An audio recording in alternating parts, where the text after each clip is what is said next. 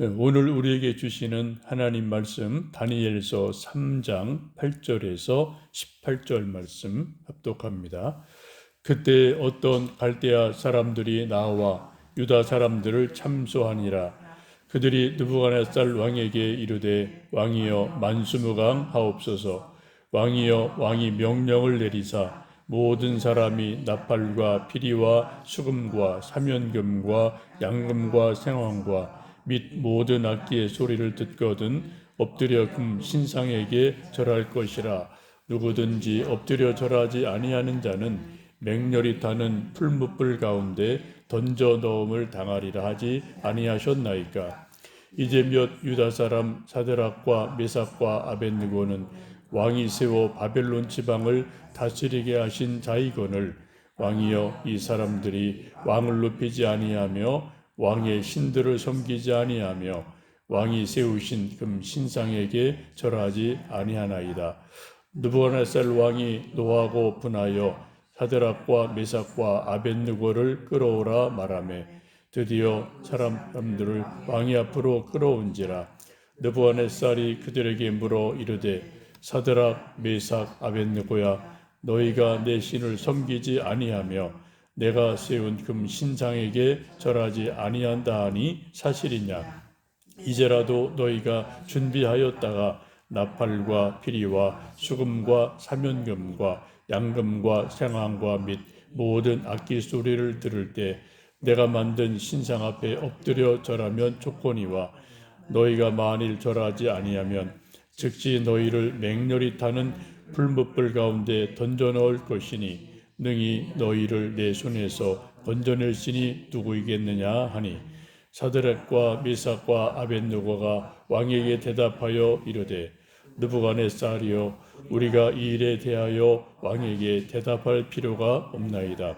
왕이여 우리가 섬기는 하나님이 계신다면 우리를 맹렬히 타는 풀무불 가운데에서 능히 건져내시겠고 왕의 손에서도 건져내시리이다. 그렇게 하지 아니하실지라도 왕이여 우리가 왕의 신들을 섬기지도 아니하고 왕이 세우신 금 신상에게 절하지도 아니할 줄을 아옵소서. 아멘. 왕조 시대의 어명은 절대적인 것입니다. 어명을 어기면 바로 죽임을 당할 수 있습니다.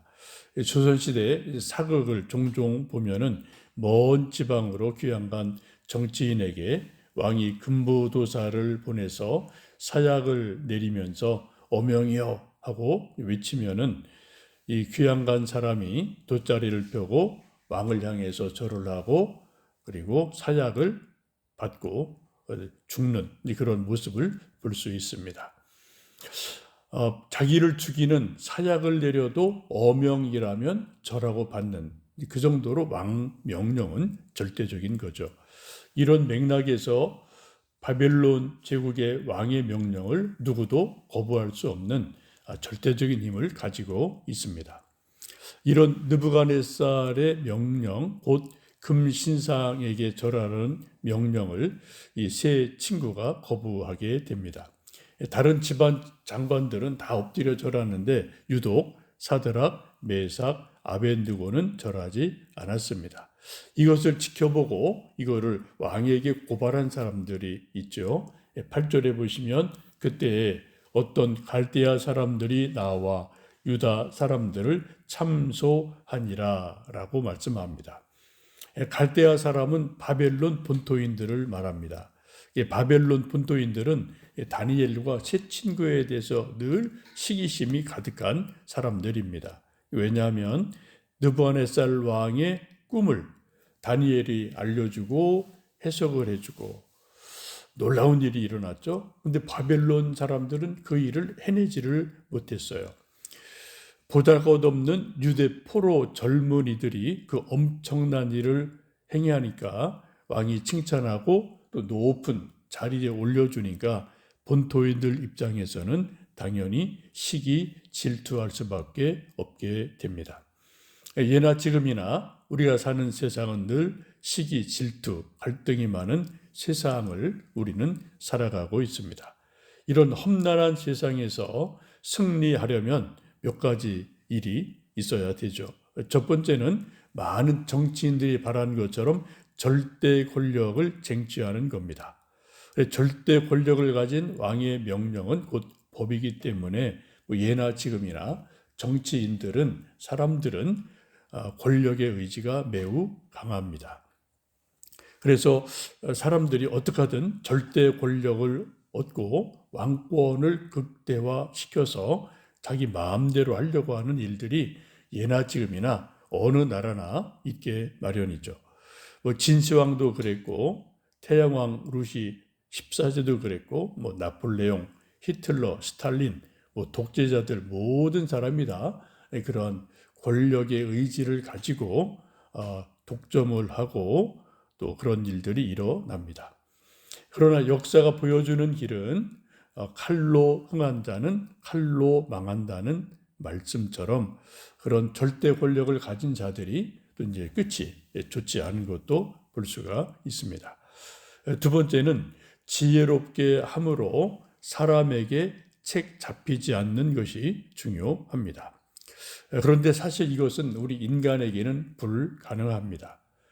정치인들 보면 별것 아닌 것 같고 계속 말꼬리 붙잡고 또 서로 상대방 말꼬리 붙잡고 이렇게 정쟁하는 것을 보면은 참 답답하다 느낄 때가 있지 않습니까?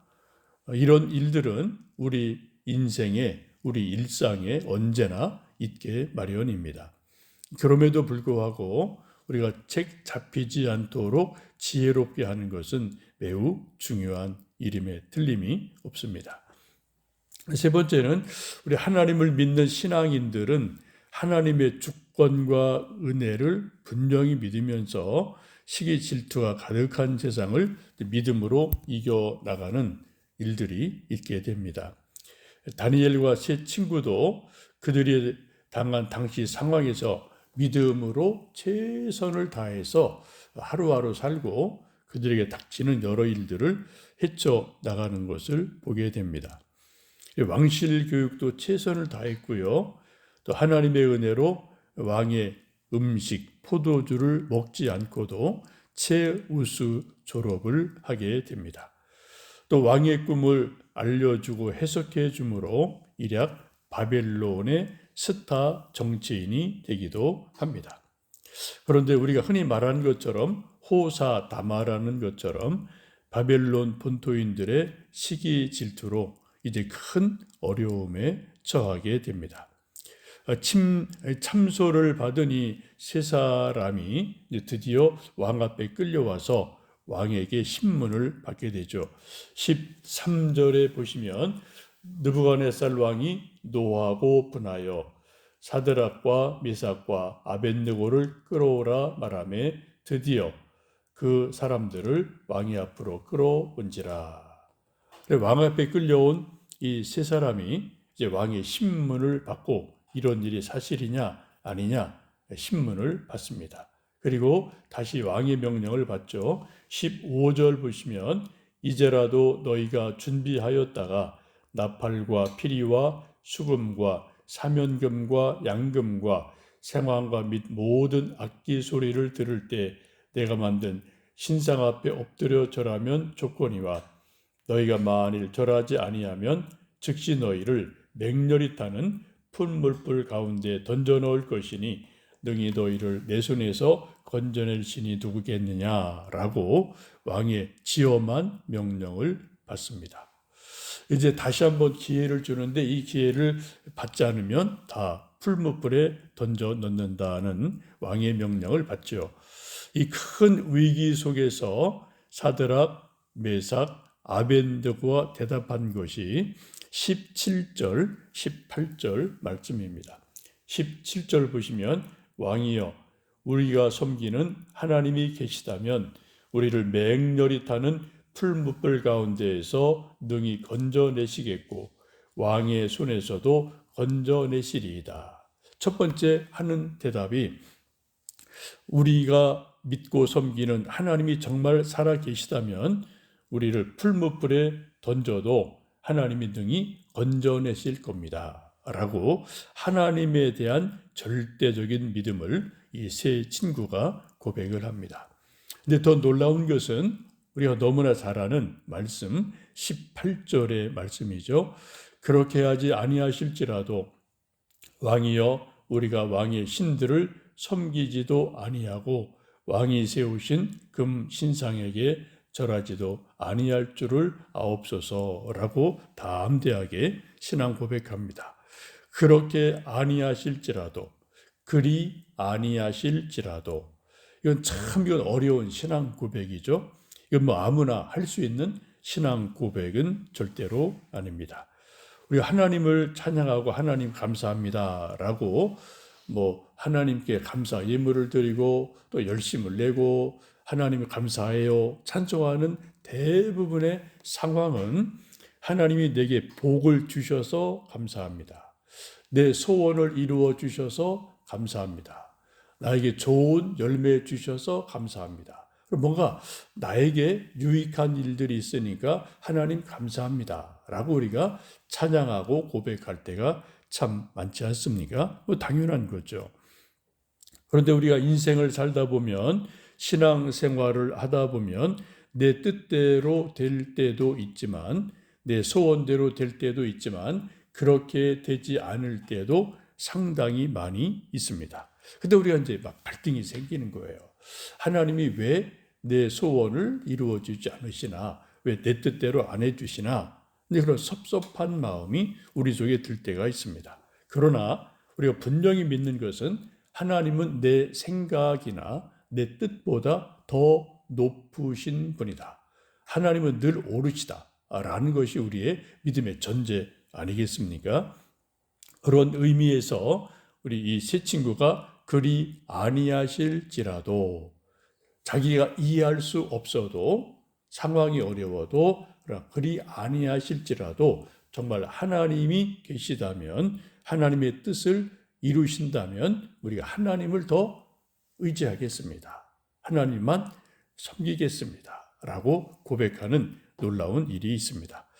이런 고백은 사실 아무나 할 수 있는 고백은 아니에요. 우리 그리스도인들 모두 다 할 수 있는 고백도 아니고 정말 믿음의 특별한 은사가 있는 몇몇 분들만 이런 고백을 할 수 있는 것이 아닌가 싶습니다. 여러분 오늘 하루도 살아가며 하나님의 은혜로 기도응답을 받고 또 하나님의 귀한 선물을 받고 또 능력을 받아서 승리하시기 바랍니다. 그러나 혹시라도 그리 아니하실지라도 우리 하나님을 정말 의지하고 섬기면서 모든 것을 합력해서 이루심을 믿으면서 또 믿음으로 한 걸음 한 걸음 나아가시는 우리 모두 되기를 주님의 이름으로 축복합니다. 우리가 가끔 부르는 가스펠 찬양 중에 그리 아니하실지라도 라는 찬양이 있는데 여러분 아실 겁니다. 한번 핸드폰 통해서 좀 검색해 보시고 들어보시고 불러보시면서 여러분 어려운 상황이 있어도 여러분 하나님에 대한 믿음을 흔들리지 마시고 그리 아니하실지라도 함께 찬양하며 승리하는 하루 되시기를 주님의 이름으로 축복합니다.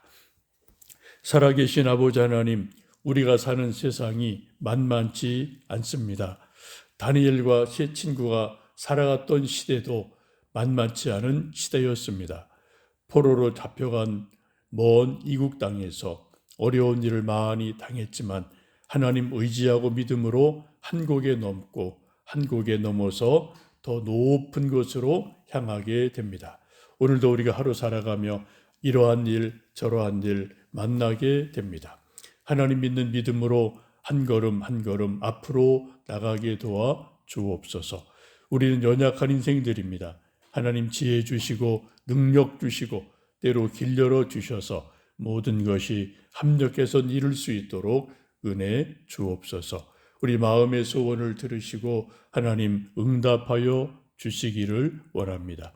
혹시 그리 아니하실지라도 우리 하나님 참으로 의지하는 믿음 흔들리지 않고 또 굳센 믿음 안에서 하나님 안에서 승리하는 우리 모두 되도록 오늘 하루 인도하여 주시옵소서. 예수님의 이름으로 기도하옵나이다. 아멘.